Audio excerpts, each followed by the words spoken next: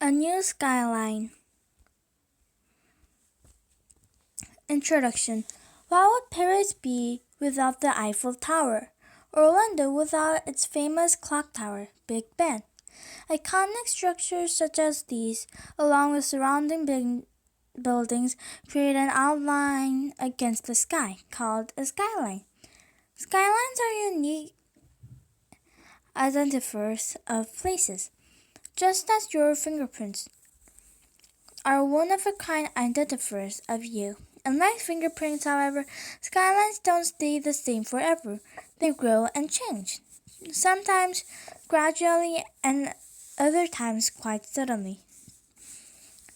New York City is a great example of a place whose skyline has experienced both slow and rapid change. In recent years, New York's skyline has already altered dramatically.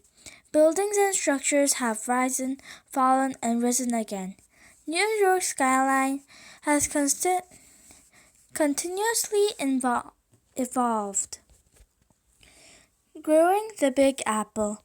During the 19th century, New York City's famous skyline, along with its diverse population, began to grow rapidly. With the end of the Civil War came free slaves from the South in search of work. Later, waves of Europeans immigrated to the United States through the port of New York.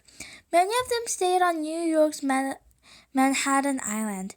By the 1800s, New York was the most densely populated city in the country. By 1925, it was the most densely populated city in the world. All the city's new residents needed places to live, work, and shop. Gradually, the city expanded northward as more stores, factories, and homes were built. However, Manhattan Island is only about 23 square miles in area. There was no more room for the cities to expand outward. The only place to grow was up. To do that, new building methods had to be employed. Up until that time, walls had been used to support a building's weight. The walls on a building's ground floor had to be strong enough to bear the weight of all floors and the roof above them. This type of structure limited a building's height. There was no practical way to make walls thick and strong enough to support a building with dozens of floors. A new way of building involved using a steel frame instead of a wall to support the structure. Gigantic steel beams were connected to form the building skeleton. Then the walls were hung from the beams, much like curtains from a rod, and attached at the bottom of the floor. With the use of the steel frame construction, the walls of the building's upper floors were not weighing heavily on the lower floor's walls. The weight of the walls was disturbed along the steel beams holding them up. Steel frame construction made it possible for buildings to reach new heights. By the turn of the 20th century, New York City housed a number of huge structures that came to be called skyscrapers. Soon skyscrapers were going up one after another as buildings and architects competed to make the world's tallest building. Building an empire.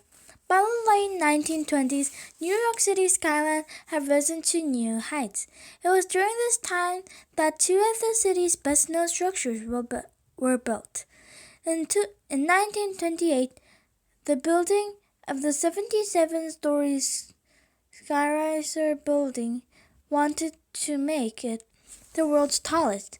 So fierce was the competition of this title was the competition for the title that the Chaucer builder smuggled a tall spire on the top of its structure. The secret plan worked. In 1930, the Schiller Building became not only the world's tallest structure, but also the only one to stand taller than 1,000 feet. The Schiller's Building region would not last. Just blocks away, a steel frame behemoth was rising. Not only would the Empire State Building take the crown of the world's tallest, but it will also come to be define the city in called home.